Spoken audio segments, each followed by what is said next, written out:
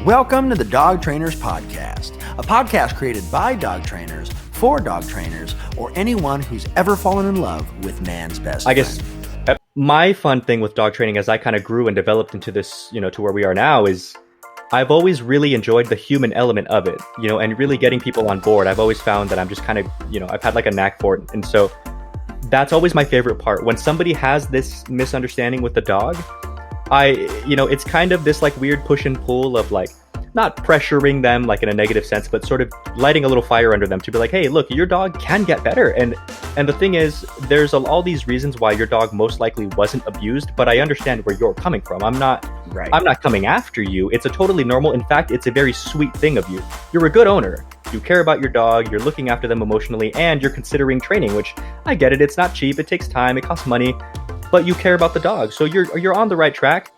I'm just here to help you out. So let's do like this. And then I talk to them pragmatically, like, listen, I understand the past and all that stuff, but from here on out, how about we do it like this? And you'll be amazed with what the dog can do. And then typically speaking, that's at least enough to get owners on board to like, to believe you in good faith to start the work. And then the work starts to speak for itself. And then they're like, oh, like you were right, and then at that point, it's just smooth sailing until the end. It's empathy. It's empathetic. I'm empathetic to them. Right, I understand. Not sympathetic. No, yes, empathetic. Yes, I understand that, but this is where we're trying to go. Right. And it's also, I think, yes, this is part of education and teaching them, well, if you continue down that route, this is what's going to happen. Right. And so that's why we want to steer the ship this way, because that's where you're trying to go. So and this, again, I think is the difference between good dog training and bad dog training is the ability to communicate that to people. I couldn't agree more.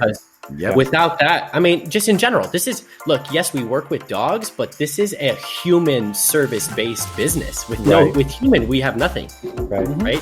So yes, that we just have a bunch of dogs running the streets. That's what we have without humans. Right. So yeah, that's a very important part is learning to connect there. So that's connection. And I agree with you that yes, I get a lot out of working with people.